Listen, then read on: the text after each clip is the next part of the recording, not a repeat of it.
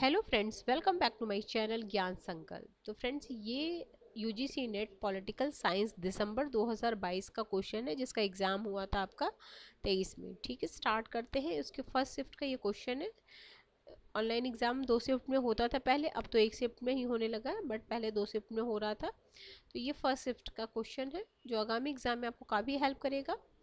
चलिए स्टार्ट करते हैं। पहला क्वेश्चन, अगर चैनल पे पहली बार आए तो प्लीज़ चैनल को सब्सक्राइब कर लीजिएगा, और जब सब्सक्राइब कीजिएगा तो बेल आइकन को भी प्रेस कीजिएगा, ताकि जब भी मैं आगे वीडियो डालूंगी तो आपको नोटिफिकेशन मिल जाएगा। देखिए, पहला क्वेश्चन है आज के क्लास का। निम्नलिखित में से किसने यह कहा कि लोकतंत्र शासन के एक प्रकार या एक रूप से कुछ अधिक है, यह सहयोजित जीवन निर्वाह का एक साधन है? ये जॉन डीवी का ये कथन है। Option number C is the right. अगला क्वेश्चन है, सोफी या सोफिया निम्नलिखित में से किस पुस्तक का एक पात्र है? तो ये vindication of the rights of women, जो ये मेरी वॉसनक्राफ्ट की बुक है, उसमें सोफी और सोफिया। अगला है, बहुसंस्कृतिवाद के विमर्श में निम्नलिखित में से किसने आंतरिक प्रतिबंध एवं बाह्य प्रतिबंध शब्द का प्रयोग किया था? ठीक है, तो इसमें ऑप्शन देखिए है, भ्यूखो पारेख है, विल किमलिका है, ऑकिन है, बी बेरी है। तो इसका राइट आंसर हो जाएगा विल किमलिका। ठीक है, option number B is the right answer. अगला है क्वेश्चन नंबर 4। निम्नलिखित में से किसके लिए एम बी फॉरेस्ट ने कहा कि उनका राजनीतिक विचार प्रोटेस्ट धर्म की अपेक्षा पैगन पुनरुत्थान को अधिक प्रस्तुत करता है? तो ये है Machiavelli. Option number A is the right answer. हमारी आत्मा पूर्णता की ओर ले जाने वाले हमारे विज्ञान एवं हमारी कलाओं के उन्नयन के अनुपात में भ्रष्ट हो गई। निम्नलिखित में उल्लेखित यह कथन कहाँ से? Discourse on the science and arts. Option number A is the right answer.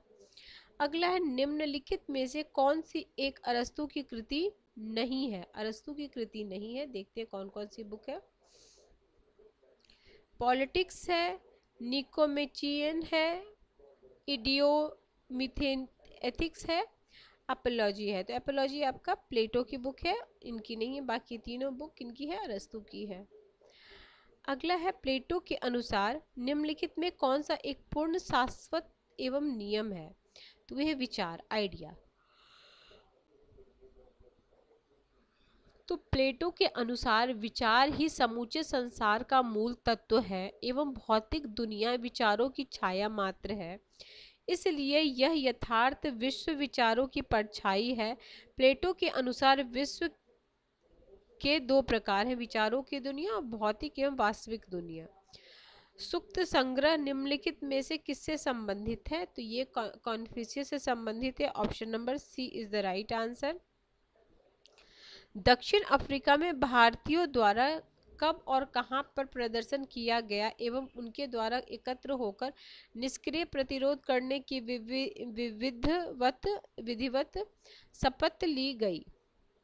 ठीक है, तो 9 का राइट आंसर हो जाएगा आपका ऑप्शन नंबर ए। ये है सितंबर 1906 में जोहानसबर्ग में। सितंबर 1906 में। तो दक्षिण अफ्रीका में भारतीय द्वारा 11 सितंबर 1906 में जोहानसबर्ग में प्रदर्शन किया गया। उनके द्वारा एकत्र होकर निष्क्रिय प्रतिरोध करने की विधिवत शपथ ली गई। सितंबर 1906 को दक्षिण अफ्रीका के जोहानसबर्ग में एम्पायर थिएटर की जनसभा में इस प्रकार की भावना थी। संवेदनशील अंतरात्मा ने मोहनदास करमचंद गांधी से कहा कि यह असाधारण घटना थी, एक इतिहास बन रहा है, ऐसा कार्य हो रहा है जिसका गवाह ईश्वर है। यह एक धार्मिक शपथ थी जिसे तोड़ा नहीं जा सकता। अगला है, निम्नलिखित में से किसने 1925 में आत्मसम्मान आंदोलन की शुरुआत की थी? तो सेल्फ रिस्पेक्ट मूवमेंट की शुरुआत ये किए थे ईवी रामास्वामी। 1925 में। अगला, निम्नलिखित में से किसने विधि को दो प्रकार शरीयत और जवाबित के रूप में वर्गीकृत किया? ठीक है, शरीयत और जवाबित के रूप में, तो ये हो जाएंगे Ziauddin, option number D Ziauddin Barni. अगला, निम्नलिखित में से किस वर्ष एम.एन. रॉय ने अपनी रेडिकल डेमोक्रेटिक पार्टी को खंडित एवं समाप्त किया था? तो वो किया था 1948 में। अगला, रॉबर्ट नॉजिक राज्य के दृष्टिकोण के बारे में अराजकतावादी अभिकथन से क्यों सहमत हैं? निम्नलिखित में से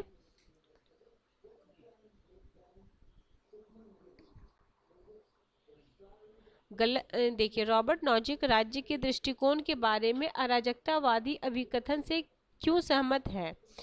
अब ये निम्नलिखित में से गलत तर्क को चुनिए। गलत तर्क को चुनना हमें, तो इसका गलत तर्क अभिप्रेरक नागरिकों की कल्याण है। ठीक है, इसका अभिप्रेरक नागरिकों का कल्याण, यही गलत अभिकथन है। देखिए, रॉबर्ट नॉजिक ने बाजारवादी आर्थिक प्रणाली का समर्थन किया। रॉबर्ट नॉजिक ने अपनी पुस्तक अनार्की, स्टेट एंड यूटोपिया 1974 में राज्य पर अपने विचार दिए। रॉबर्ट नॉजिक की संकल्पना न्यूनतम राज्य की है, अतः राज्य की शक्ति को केवल वही तक विधि सम्मत ठहरा सकता है जहां तक वह व्यक्ति के अधिकारों की रक्षा में सहायक हो। इससे अधिक राज्य का मुख्य कार्य व्यक्तियों की संपत्ति की रक्षा करना। रॉबर्ट नॉजिक ने कल्याणकारी राज्य का घेराव किया। अगला, निम्नलिखित में से कौन सा कथन संघ लोक सेवा आयोग के बारे में सही नहीं है? देखते हैं क्या है। तो इसका right answer option number D, कोई भी राज्य सरकार संघ लोक सेवा आयोग से संबंधित राज्य के लिए परीक्षाएं संचालित कराने के लिए आग्रह कर सकता है। ऑप्शन डी है। ये भाग 14 में अनुच्छेद 315 से 323 तक में इसका उल्लेख किया गया है, लोक सेवा संघ लोक सेवा आयोग। अगला है, राष्ट्रपति चुनाव में किसी संसद सदस्य के मत मूल्य के संबंध में कौन सा कथन सही है? तो इसमें हो जाएगा आपका, ये पूरा फॉर्मूला दिया हुआ, इसका राइट आंसर है आपका ऑप्शन नंबर बी। देख लेते क्या है फॉर्मूला। ये देखिए क्या है इसमें, कुल total value of MLAs of all state and UT यानी union territory and total number of elected member of parliament, उन्हीं का मत का मूल्य होता है। ठीक है, संसद के एक मत का मूल्य। तो इसका देख ले, हिंदी में भी देख ले, सदस्यों के मत का मूल्य, कुल मूल्य, और एक सांसद का मूल्य क्या होता है, राज्य में जितने भी चुने गए उनका कुल मूल्य, और उसके नीचे हो जाएगा संसद में चुने गए सदस्यों की कुल संख्या। अगला है, निम्नलिखित में से कौन सा मौलिक कर्तव्य 86 संवैधानिक संशोधन द्वारा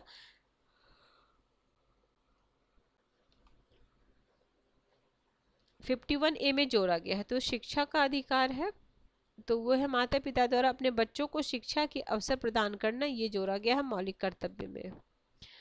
अगला है 6 से 14 साल के बच्चों के लिए, ये संशोधन कब हुआ था? 2002 में। 11वां मौलिक कर्तव्य जोड़ा गया। मूल जब मौलिक कर्तव्य 42 में संवैधानिक संशोधन द्वारा जब ऐड किया गया था तो 10 मौलिक कर्तव्य थे, लेकिन उसके बाद 11, अभी वर्तमान में पूछा जाए तो 11 मौलिक कर्तव्य हैं। राष्ट्रीय अल्पसंख्यक आयोग अधिनियम 1992 के अंतर्गत केंद्र सरकार द्वारा गठित राष्ट्रीय अल्पसंख्यक आयोग द्वारा निम्नलिखित में कौन से 6 धार्मिक अल्पसंख्यक समुदाय अधिसूचित किए गए हैं? तो कौन कौन से किए गए हैं वो देख लेते हैं। तो इसमें देखिए, मुस्लिम, सिख, मुस्लिम, ईसाई, सिख, बौद्ध, पारसी और जैन। देखिए, 92 के तहत राष्ट्रीय अल्पसंख्यक आयोग की स्थापना की गई। 5 धार्मिक समुदाय मुस्लिम, ईसाई, सिख, बौद्ध और पारसी को अल्पसंख्यक समुदाय के रूप में अधिसूचित किया गया।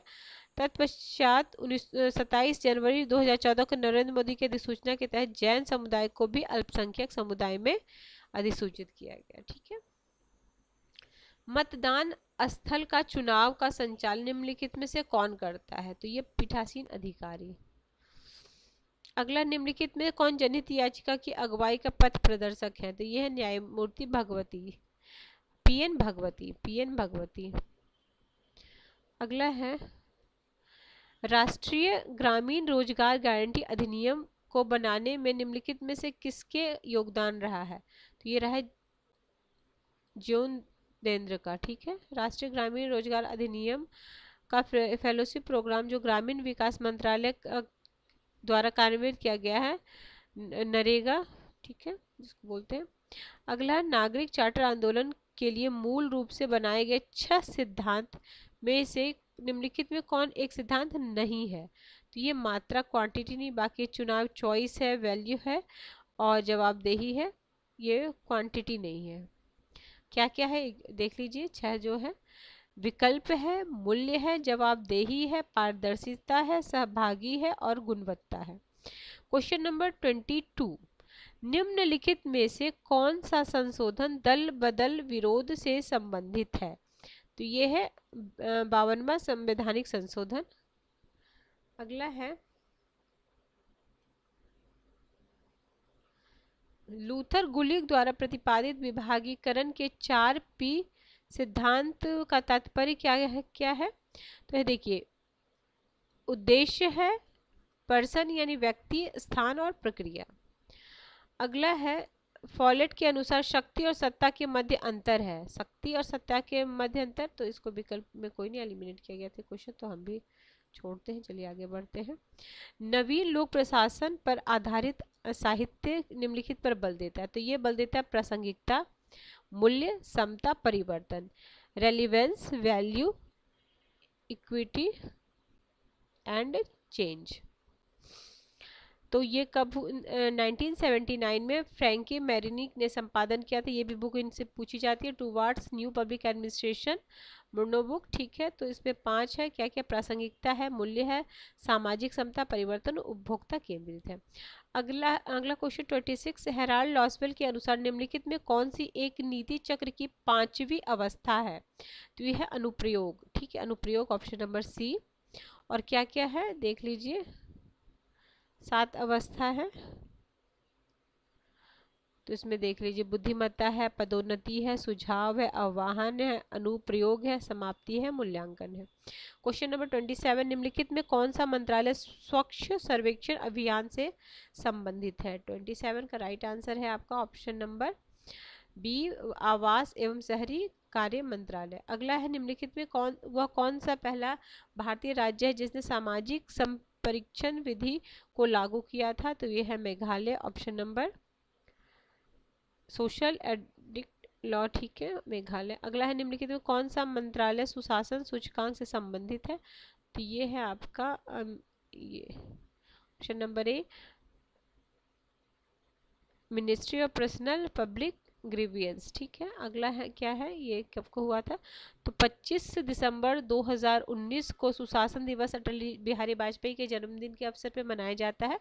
अगर पूछा जाए सुशासन दिवस कब होता है, तो 25 दिसंबर को, और 2019 से स्टार्ट हुआ है। इसमें कार्मिक लोक शिकायत और पेंशन मंत्रालय द्वारा सुशासन सूचकांक की शुरुआत की गई है। क्वेश्चन नंबर 30, निम्नलिखित में से किस अधिनियम में हाई एक्ट के रूप में भी जाना जाता है? किसको हाई एक्ट के रूप में जाना जाता है? तो ये है यूएस भारत शांतिपूर्ण परमाणु ऊर्जा सहयोग अधिनियम, ऑप्शन नंबर बी। तो हाई एक्ट पूरा नाम हेनरी जे हाइड संयुक्त राज्य शांति परमाणु ऊर्जा सहयोग अधिनियम 2006। ठीक है, अगला है निम्नलिखित में कौन से पंचशील से संबंधित है? मतलब कौन सा सिद्धांत पंचशील से संबंधित है? तो इसमें हो जाएगा ए, बी और डी। सी को एलिमिनेट करना, एक दूसरे के मामले में हस्तक्षेप नहीं, अहस्तक्षेप होगा। ठीक है, तो ये सी को एलिमिनेट करते तो आपका आ जाता है आंसर। ये 5 है, ये भी जान लीजिए कब हुआ था। तो 20 जून 1954 को हुआ था। 5 सिद्धांत है, प्रत्येक राज्य एक दूसरे की प्रादेशिक अखंडता और सर्वोच्च सत्ता का सम्मान करेगी, एक दूसरे देश का आक्रमण न करेगी, एक दूसरे के आंतरिक मामलों में हस्तक्षेप न करना, एक दूसरे के साथ समानता और पारस्परिक लाभ, शांतिपूर्ण सह अस्तित्व। अगला है भारत की किसी महिला पुलिसकर्मी सर्वप्रथम शांति स्थापना अभियान के कार्यों में कब भाग लिया? तो ये लिया था जनवरी 2007 में। अगला है विस्तारित परोस भारतीय विदेश नीति का अवधारणा छत्र बन गया। नीचे दिए गए विकल्प में कौन सा विकल्प भारत के विस्तार पड़ोसी के कार्य के क्षेत्र के अंतर्गत नहीं आता है? तो ये पूर्वी अफ्रीका नहीं आता, बाकी स्वेज नहर आता है, दक्षिण चीन सागर आता है, एशिया प्रशांत क्षेत्र पैसिफिक आता है। तो विस्तारित पड़ोस के साथ संबंध को पुनर्जीवित करना भारत की विदेश नीति के लिए नए अवसर प्रदान करने वाला है। पूर्वी अफ्रीका इसके अंतर्गत नहीं आता है। अगला, भारत के विदेश मंत्री एस जयशंकर ने बहुपक्षीय कार्रवाई के बारे में भारत के उपागम को 5S के रूप में रखा है। तो उसमें कौन कौन सा है विकल्प गलत? अच्छा, मतलब कौन सा नहीं है ये चुनना है। पहले देख लेते हैं क्या क्या है। देखिए 5S में क्या? सम्मान है, सहयोग है, समृद्धि है, संवाद है, शांति है। ठीक है, और क्या नहीं है? बी में क्या था? सामंजस्य नहीं है। एक बार फिर से देख लीजिए, सामंजस्य नहीं है, बाकी क्या है? सम्मान है, सहयोग है, संवाद है, शांति है, समृद्धि है। ठीक है, अगला चलते हैं। निम्नलिखित में से किस सम्मेलन में विश्व बैंक की स्थापना का निर्णय लिया गया था? तो ब्रिटेन वुड, ये तो कई बार आप कर चुके होंगे। निम्नलिखित में से किस वर्ष संयुक्त राष्ट्र की स्थापना हुई थी? तो 1945। Easy question. निम्नलिखित में से किसने प्रभाव की रोकथाम पद की रचना की थी? तो ये की थे जॉर्ज कैनन। प्रभाव की रोकथाम, कंटेनमेंट जो वर्ड है, कंटेनमेंट रोकथाम, तो वो किए थे जॉर्ज कैनन। अगला है नेक्स्ट क्वेश्चन हमारा है 38। निम्नलिखित में से किसने भारत को उन्नत परमाणु प्रौद्योगिकी वाले एक उत्तरदायी राज्य के रूप में वर्गीकृत किया है? तो ये किए हैं George W Bush, option number ए। अगला 39। पारिस्थितिकी शब्द यूनानी मूल का है, क्या है? ठीक है, इसमें कोट में दिया हुआ इसका ए, बी और सी सही है, डी नहीं है। ग्रीन आइडियोलॉजी डिबेट 16वीं सेंचुरी नहीं, तो ये इसी को एलिमिनेट कर देते। 16वीं शताब्दी में कहाँ इस हरित विचारधारा पर विवाद हो रहा था? तो नहीं, आसानी से एलिमिनेट। देखो, इकोलॉजी शब्द ग्रीक शब्द ओकोलॉजी से बना हुआ। इकोलॉजी शब्द अर्नेस्ट हैकल द्वारा प्रतिपादित किया गया। ये भी कई बार एग्जाम में पूछा गया है। ये वर्ड किसने कॉइन किया है, किसने सबसे पहले प्रयोग किया है? एंड्रयू डॉब्सन ने पर्यावरणवाद और पारिस्थितिकीवाद के मध्य विभेद किया है। Question number 40। निम्नलिखित में से यह किसका विश्वास है कि अधिरचना सुपरस्ट्रक्चर अपेक्षिक रूप से स्वायत्त होती है? तो इसका राइट आंसर है ऑप्शन नंबर सी, बी, सी और डी। बी, सी, डी में क्या है? बी ग्रामसी है, सी में पोलांज है और डी में माओ जेडोंग है। ठीक है, अल्थुसर को हमें एलिमिनेट करना था। अगला है मैकियावेली की पुस्तक द प्रिंस के संदर्भ में निम्नलिखित में से कौन सा कथन सही है? तो क्या है? क्वेश्चन नंबर 41 का ए हो जाएगा। तो देखिए क्या है, बी और डी सही है। सही पूछा जा रहा है ना, देख लेते हैं। हाँ, तो ये सही है। क्या है? इस पुस्तक में द्वैनैतिक को स्थापित किया गया है। ठीक है, और डी है, यह पुस्तक एक नागरिक सेना के पक्ष में बात करती है। तो दोनों सही है। अगला है क्वेश्चन नंबर 42। जॉन लॉ के बारे में निम्नलिखित में कौन सा कथन सही है? ठीक है, तो ये कथन है ए, बी, सी सही है। देख लेते क्या क्या है। अनुभववाद के समर्थक थे। फिर उन्होंने मानव समझ से संबंधित सरोकार पर निबंध लिखा। वे सीमित राज्य में विश्वास करते थे। वे लोकप्रिय संप्रभुता के प्रतिपादक हैं। ए, बी, सी। अगला है टैगोर के दर्शन के संदर्भ में निम्नलिखित में से कौन सा सही है? तो देख लेते 43। इसका हो जाएगा ए, बी और सी। तो क्या क्या है? टैगोर सच्ची स्वतंत्रता के प्रतिपादक हैं। टैगोर शाश्वत सत्य के अन्वेषक बनकर उभरे हैं। फिर है टैगोर ने विविधता में सृजनात्मक एकता को प्रोत्साहित किया है। ए, बी और सी। कौटिल्य के अनुसार दंड नीति के उद्देश्य कौन से है? दंड नीति का उद्देश्य कौन सा है किसके? कौटिल्य के अनुसार। तो इसका राइट आंसर हो जाएगा, सारा कुछ है ए बी, सी को सिर्फ एलिमिनेट करना है। इसमें से देख लेते हैं, यहाँ दिया भी हुआ है, एक बार इधर देखते हैं। सी को एलिमिनेट करना, सी को देखना ज़्यादा, जिसको क्वेश्चन क्या सही नहीं क्या नहीं होगा ये देखना है। राज्य के भीतर कानून व्यवस्था का प्रबंध करना, ये क्यों रहेगा? ठीक है, इसको तो ऐसे ही मतलब, तो देखो क्या है, अनार्जित और अधिग्रहण है, अर्जित का प्रस्तुतिकरण है, संरक्षित का संवर्धन है, संवर्धित का उचित वितरण है। ये वाला नहीं है, सी को, सी नहीं है ना, हमें एलिमिनेट करना था सी को, ए बी और डी। तो कौटिल्य ने दंड के 4 उद्देश्य की पहचान की है। अप्राप्त का अधिग्रहण, प्राप्त का संरक्षण, संरक्षित का संवर्धन और संवर्धित का उचित वितरण, याद रखिए। अगला, निम्नलिखित तो किसने राजनीतिक प्रणाली के कार्य कौन से हैं? राजनीतिक प्रणाली के कार्य कौन कौन से हैं? तो ये हैं आपके राजनीतिक समाजीकरण और राजनीतिक भर्ती। ठीक है, ए और सी। आमंड ने अपनी पुस्तक the politics of developing area कृत में आमंड के निवेश एवं निर्गत प्रकार इस प्रकार हैं, 4 हैं। देखिए क्या क्या है 4। तो समाजीकरण एवं भर्ती है, हित स्पष्टीकरण है, हित समूहीकरण है, राजनीतिक संचार है। फिर इसमें है क्या है, निर्णय निर्माण है, नियम प्रयोग है और नियम निर्धारण है। अगला है, निम्नलिखित में कौन से कारक राजनीतिक व्यवस्था में क्रांति का मार्ग प्रशस्त करता है? तो क्रांति का मार्ग प्रशस्त करता है, तो ये है, देखिए, तीव्र वर्ग का विभाजन, जनता को एकजुट करने में बुद्धिजीवियों की भूमिका, सामाजिक संतुलन, तो ये होगा ये और ये, ए बी सी। ठीक है, अगला है, निम्नलिखित में कौन से कथन लोकसभा के अध्यक्ष की शक्ति के बारे में सही है? ठीक है, सही है, तो इसका राइट आंसर है बी और सी। देख लीजिए बी और सी में क्या बोला गया है।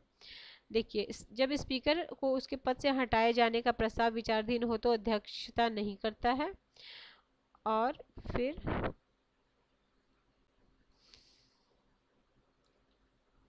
स्पीकर के पद से हटाए जाने के लिए किसी मामले में वह सदन में मतदान कर सकता है। ठीक है, अगला है, क्या है, बी और सी था आंसर।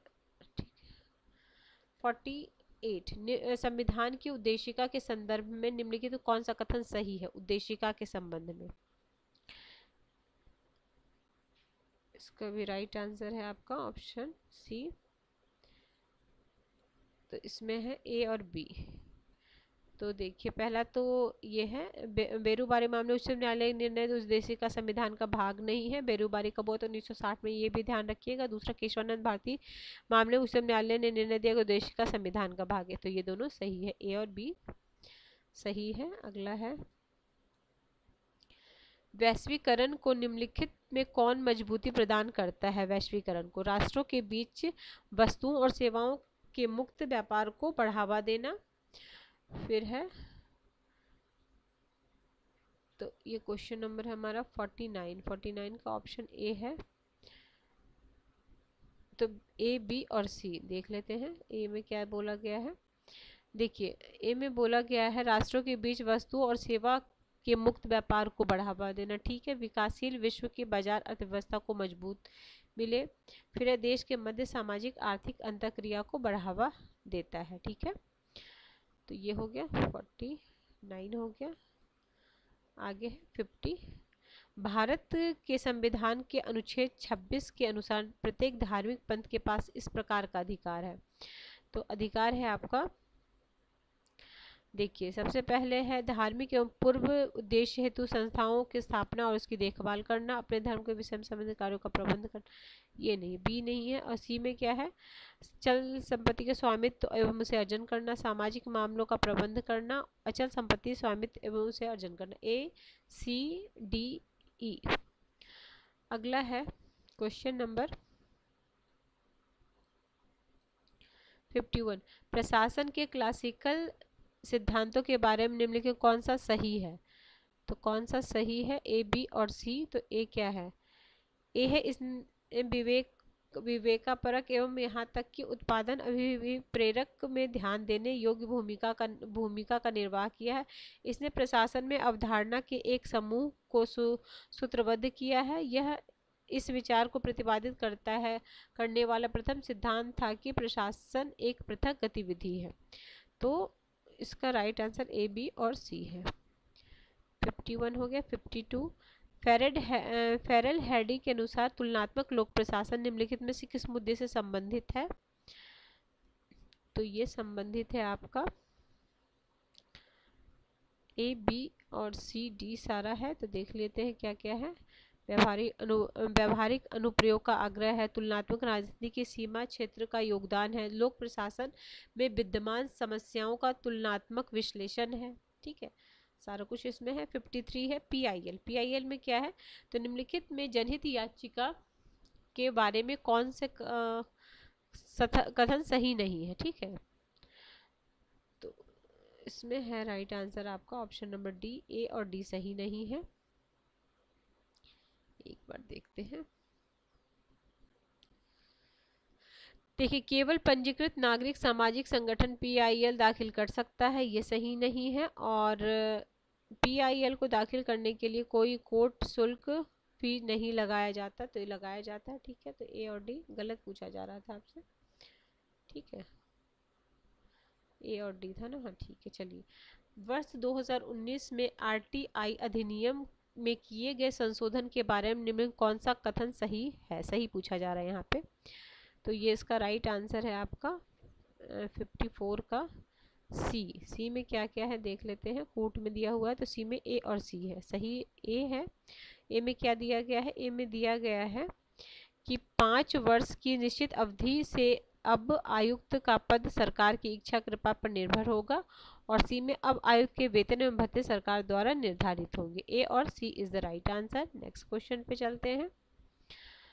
क्वेश्चन है, भारतीय विदेश नीति के मूल मूल्य कौन से हैं? तो यह ए, बी और सी। ए क्या है? ए है आदर्शवाद और यथार्थवाद का सम्मिश्रण, सहिष्णुता का मूल्य, साम्राज्यवाद विरोध और उपनिवेशवाद विरोध। ठीक है, ए, बी और सी। तो पंडित जवाहरलाल नेहरू ने भारतीय विदेश नीति के 3 प्रमुख आधार स्तंभ बताए थे। कौन से? शांति, मित्रता और सम्मान।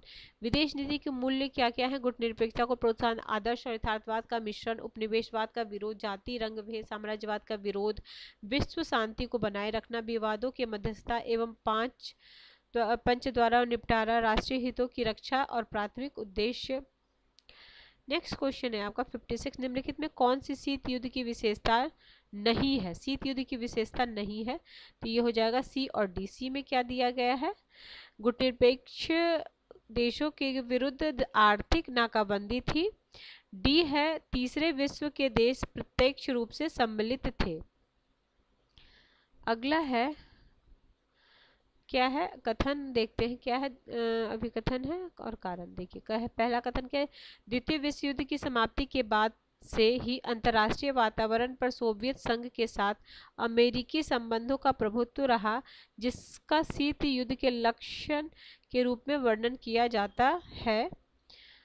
दूसरा है आपका कारण बोला जा रहा है, शीत युद्ध न केवल अमेरिका एवं सोवियत संघ के मित्र राष्ट्रों बल्कि अन्य गुट निरपेक्ष देशों के साथ अमेरिका और उसके मित्रों के संबंधों को भी रंग रंजित किया है।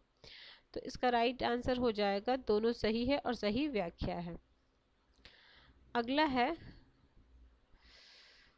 कथन और कारण है 58, हमारे समय में इतिहास वह है जो कि दस्तावेज को स्मारक में रूपांतरित करता है। कारण बोला जा रहा है इसका, ज्ञान का पुरातात्विक विज्ञान स्मारकों के अंतर्भूत वर्णन की खोज करता है। तो इसका राइट आंसर हो जाएगा, दोनों सही है और सही इसकी व्याख्या हो रही है। अगला फिर है कथन और कारण का, पूंजीवाद के आंतरिक विरोधाभास पूंजीवाद को समाप्त कर देता है। कारण बोला जा रहा है अधिशेष मूल्य का शोषण पूंजीवाद का सबसे बड़ा विरोधाभास है। ठीक है, तो दोनों सही है और सही इसकी व्याख्या है ऑप्शन नंबर ए। फिर है असर्शन रीजन का क्वेश्चन। असर्शन बोला जाए आर्थिक रूप से सर्वोदय व्यवस्था की रूपरेखा देश में एक संतुलन साम्यिक आर्थिक व्यवस्था स्थापित करने का प्रयत्न करेगी। कारण बोला जा रहा है जयप्रकाश लोगों के आर्थिक जीवन कृषिगत क्रियाकलापों को प्रथम स्थान प्रदान करना चाहते थे। तो इसका राइट आंसर है दोनों सही है बट सही व्याख्या नहीं हो रहा है। अगला क्वेश्चन है फिर है सर्सन रीजन का क्वेश्चन। देखिए राजनीतिक संस्कृति राजनीतिक के बारे में विश्वासों और मनोभावों का एक समुच्चय है जैसा कि लोगों के मौखिक और अमौखिक व्यवहार में सम्मिलित है। कारण बोला जा रहा है राजनीतिक संस्कृति के प्रतीकात्मक और रूपात्मक प्रतिमान इस बात के घोतक है कि जितनी ही राजनीतिक सांस्कृतिक हो सकती है जितनी ही राजनीतिक प्रणाली में राजनीतिक विकास की गतिशीलता। ठीक है, तो देखते हैं ऑप्शन में। तो इसका होगा बोथ आर करेक्ट, दोनों सही है बट सही व्याख्या नहीं कर रहा है। अगला क्वेश्चन 62 है, क्या है? रॉबर्ट डहल ने लोक प्रशासन में अंतर सांस्कृतिक अध्ययन का सुझाव दिया है। कारण बोला जाए उनका मानना है कि लोक प्रशासन राजनीतिक सांस्कृतिक एवं पर्यावरणीय व्यवस्था के प्रभाव जिसमें यह विकसित होता है से बच सकता है। ठीक है, तो इसका राइट आंसर है आपका, तो ये ए सही है लेकिन आर गलत है। अगला है फिर है कथन अधिकार अनिवार्य रूप से व्यक्तियों एवं राज्य के मध्य परस्पर विरोधी दावों संबंधी क्षेत्र से संबंधित होते हैं, दावों संबंधित क्षेत्रों से संबंधित होते हैं। दूसरा कथन बोला जा रहा है कोई भी राजनीतिक सिद्धांत अधिकार का सिद्धांत तब तक नहीं हो सकता जब तक कि उसमें राज्य के विरुद्ध व्यक्तियों के कुछ अधिकार न दिए गए होंगे। तो इसमें है बोथ कथन सही है। नेक्स्ट क्वेश्चन है, दो कथन फिर दिया गया है, देखते हैं क्या है। वैश्विक पर्यावरणीय परिवर्तन की समस्या आधुनिक प्रौद्योगिकी एवं जनसंख्या संघनताओं के बिना अस्तित्ववान नहीं हो सकता। दूसरा कथन बोला जा रहा है जलवायु परिवर्तन की समस्याओं का समाधान करना कठिन है क्योंकि इसमें अंतरा और अंतर पीढ़ीगत दोनों प्रकार की सामूहिक क्रिया जन्य समस्या शामिल है। तो दोनों कथन सही है। अगला है नेहरू ने समाज के समाजवादी प्रतिरूप का समर्थन किया, ठीक किया है। आगे क्या बोला जाए, दूसरा कथन है नेहरू की नागरिक स्वतंत्रता के प्रति प्रतिबद्धता ने उन्हें सर्वहारा की तानाशाही के विचार को स्वीकार करने से रोका है। तो इसका दोनों सही है। अगला है 66 क्वेश्चन दलीय प्रणाली राजनीतिक इकाई लड़ने के साधारण असाधन प्रदान करती है। दूसरा कथन बोला जा रहा है दलीय प्रणाली एक उद्देश्य पारस्परिक अभिजात वर्ग को नए अभिजात वर्ग से प्रतिस्थापित करता है। तो इसमें क्या है, दोनों कथन आपका सही है। आगे चलते हैं। क्वेश्चन पेपर थोड़ा लेंदी था, टाइम टेकिंग था क्योंकि क्वेश्चन सारे काफी लंबे हैं, तो इसमें पढ़ने में आपको टाइम लग सकता है, लेकिन अगर आप सही से पढ़ोगे तो आंसर ला सकते हो। ठीक है, अगला है क्वेश्चन 67 निर्गम मतानुसार चुनाव के बाद होने वाले मतानुमान जिसे अब जब संपादित किया जाता है तब मतदाता अपना मतदान करने के बाद बाहर आते हैं। फिर है मत सर्वेक्षण शोध सर्वेक्षण का वह प्रकार जैसे चुनाव के बाद जनमत का पता लगाने हेतु संचालित किया जाता है। तो इसमें है ये सही है, दूसरा सत्य है। नेक्स्ट क्वेश्चन 68 में कथन दिया गया वह 5 वर्ष की अवधि तक अपने पद बना रहता है किंतु पदावधि की समाप्ति के बाद भी अपने उत्तराधिकारी के पद ग्रहण करने तक वह अपने पद पर बना रहेगा। दूसरा कथन है संविधान इस बात पर मौन है कि उपराष्ट्रपति की पदावधि समाप्त होने के पूर्व यदि यह पद खाली हो जाता है तो उसके दायित्व का निर्वाह कौन करेगा। तो इसका राइट आंसर है दोनों सही है। ठीक है, नेक्स्ट क्वेश्चन है क्वेश्चन नंबर 69 में कथन है नीति एजेंडा उन सभी राजनीतिक मांगों का योग होता है जिसे लोगों अथवा समूहों द्वारा नीति एजेंडा में लाए जाने के लिए प्रयास किया गया होता है। दूसरा कथन है नीति एजेंडा उन मांगों से बना होता है जिन पर विचार करने हेतु नीति निर्माता सहमत होते हैं। तो इसका राइट आंसर हो जाएगा ये स्टेटमेंट पहला इनकरेक्ट है बट दूसरा स्टेटमेंट करेक्ट है। अगला है क्वेश्चन नंबर 70। IMF और IBRD दोनों का मुख्यालय वाशिंगटन में है। दूसरा कथन है भारत IMF में मत हिस्सा 10% है। तो इसका राइट आंसर है स्टेटमेंट फर्स्ट करेक्ट है बट सेकंड स्टेटमेंट रॉन्ग है। अगला है, थोड़ा सा मैं इसको कम करती हूँ क्योंकि एक में हमारा नहीं आ पाएगा, भले आपको देखने में मैं बोल दूंगी आपको दिखेगा नहीं, एक बार देख लीजिए क्या है। बुक्स हैं और इधर थिंकर लिखे हुए हैं। बिटवीन पास्ट एंड फ्यूचर, फिर है ये Vico and the Herder two studies in the history of ideas, फिर है the voice of liberal learning, फिर टिनरी ऑफ मैरिड। ठीक है, तो इसका राइट एक मिनट में तो फिर से थोड़ा सा बड़ा कर देखिए, सॉरी, चलिए देखिए मैच करते हैं हम इसको। ये हम मैच किए हुए ऑप्शन 20 का राइट है। देखिए between past and future Hannah Arendt का है, Vico and Herder two studies in Isaiah Berlin का है, the history of the voice of the liberal Michael Oxford का है, the tyranny of merit Michael Sandel का है। फिर next पे भी चलते हैं। नेक्स्ट इधर मैच किया हुआ है, सद्गुण ही ज्ञान है, प्लेटो का है, सफलता ही सद्गुण है, मैकियावेली है, ज्ञान ही शक्ति है, फूको है, शक्ति ही अभिप्रेरित प्रभाव है, रसेल है। ठीक है, नेक्स्ट क्वेश्चन पे चलते हैं। नेक्स्ट क्वेश्चन पे देखिए, सूरत विभाजन 1907 में हुआ था, भारत छोड़ो 1942 में, तो असहयोग 1921 तक, महार हुआ था 1927 में। ठीक है, ये हो गया। नेक्स्ट क्वेश्चन चलते हैं। नेक्स्ट क्वेश्चन है हमारा 74, यहाँ भी मैच किया हुआ है। Political change in under development countries, John H Kautsky है, national and communism political development, CH Dodd है, the political and modernization Apter का है, traditions change and modernity, SN Eisenstadt का है। फिर है क्वेश्चन नंबर 75, ये अनुसूचियाँ दी गई है। देखिए चौथी अनुसूचियाँ क्या हैं, मेरे शॉर्ट्स में भी आपको अनुसूचियाँ मिल जाएंगी, अनुसूचियाँ एक बार जरूर एग्जाम से देने से पहले जरूर देख के जाइएगा। चौथी अनुसूचियाँ राज्यसभा में सीटों का आवंटन है, 10वीं है दल बदल है, 7वीं है केंद्र राज्य शक्तियों का बंटवारा है, 6ठी है कुछ राज्यों में जनजातीय क्षेत्रों का प्रशासन है। ठीक है, कई बार 2-3 बार देख लीजिएगा तो बहुत आसानी से ध्यान रह जाएगा आपको। अब है ये क्षेत्रीय राजनीतिक दल और उनके संस्थापक, तो DMK के हैं CN अन्ना दुराई, फिर है AIDMK है रामचंद्रन, फिर है TDP का NT रामाराव और PDP का है मुफ्ती मोहम्मद सईद। अगला क्वेश्चन फिर से है हमारा मैच ही क्या देख लेते हैं जल्दी जल्दी, आपको जितनी जल्दी क्वेश्चन नंबर क्या है हमारा ये 77। 77 में क्या है, आज्ञा पालन एवं स्वीकार्य के मध्य विभेद, चेस्टर बर्नार्ड का है, आर्थिक कार्य में लगा व्यक्ति प्रशासनिक व्यक्ति के मध्य विभेद, साइमन का है, करिश्माई नेता एवं विधिक तार्किक प्राधिकार, मैक्स वेबर का है, प्रबंध के सिद्धांत एवं तंत्र के मध्य विभेद, FW टेलर का है। ठीक है, 78 हो गया।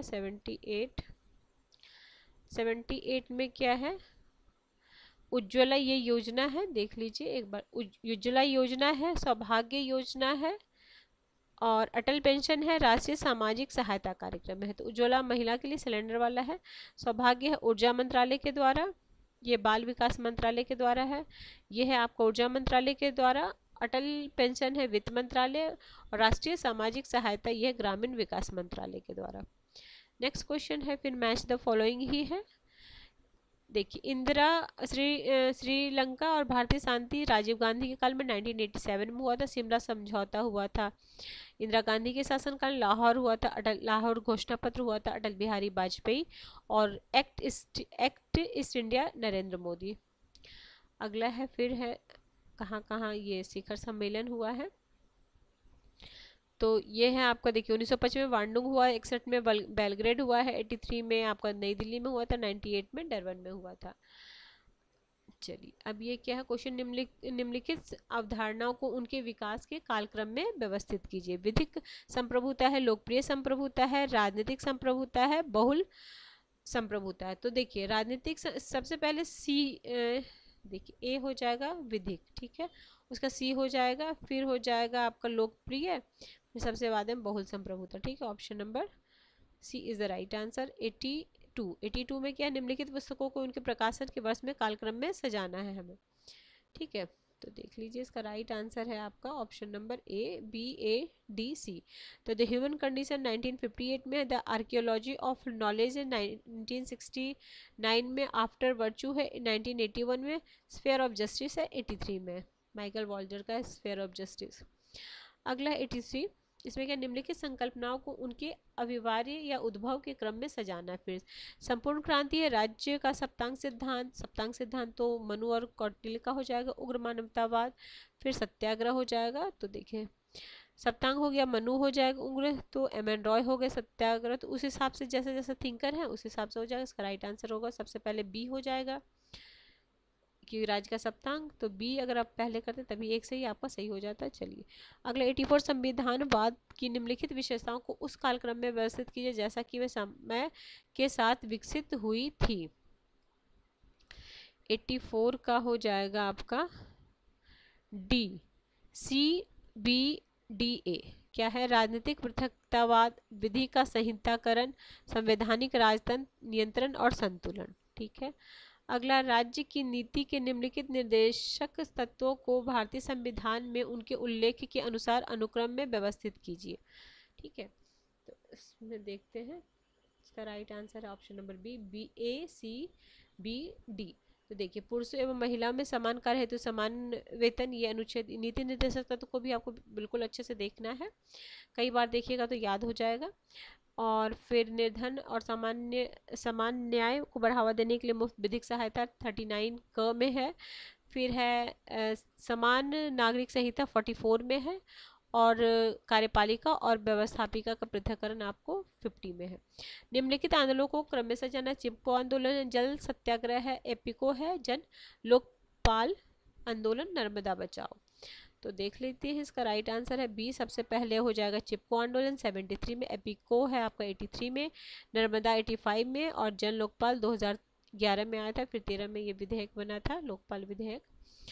अगला है 87 को भी हमें क्रम में ही सजाना है। 87 का हो जाएगा बी आंसर।